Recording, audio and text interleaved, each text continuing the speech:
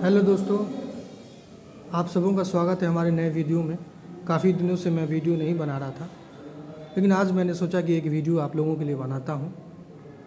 तो जैसा कि आप सबों को पता है कि मैं टीचिंग करता हूं, तो हमारे एक कलीग हैं, उन्होंने एक स्टोरी मेरे साथ शेयर की। तो मैं उनका जो कहने का मतलब था, जो एग्जैक्टली तो नहीं बोल पाऊँगा, लेकिन उनके जो कहने का जो मतलब था वो मैं आप लोगों के साथ में शेयर करना चाहता हूँ। तो वो एक स्टोरी बता रहे थे, एक माइथोलॉजिकल स्टोरी है, ठीक है। तो उस स्टोरी के अंदर में वो ये बता रहे थे कि एक राजा हुआ करता था।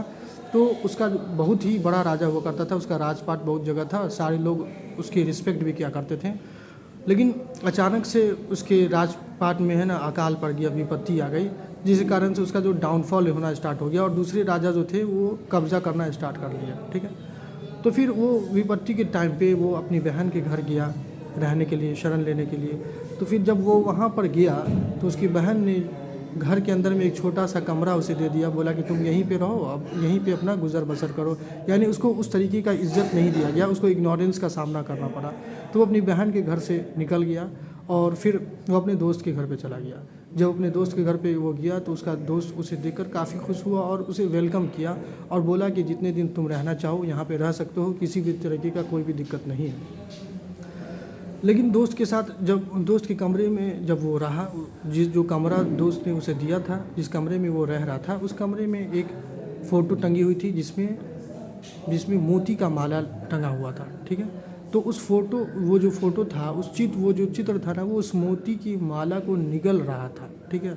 तो फिर वो जो दोस्त था, जो राजा से गरीब बन गया था, तो वो वहाँ से मतलब वो जो है सुबह में देखा है उसका दोस्त कि वो जो राजा था वो वहाँ से निकल चुका है। तो वो काफ़ी आश्चर्यचकित हुआ कि उसने ऐसा क्यों किया, उसको मतलब कि नहीं जाना चाहिए, अभी अभी दुख की घड़ी है तो कम से कम मेरे पास रुकना चाहिए। तो वो नहीं रुका।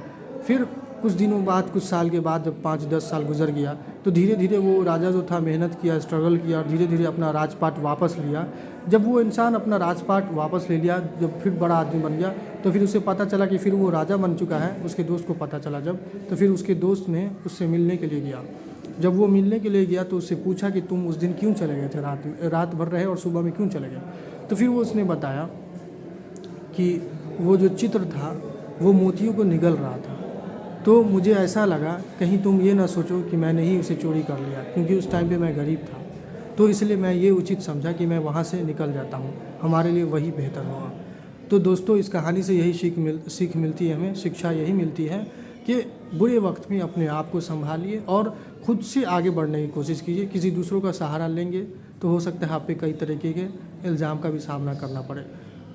तो दोस्तों, इसी के साथ मैं अब इस वीडियो को ख़त्म करता हूँ। Thank you.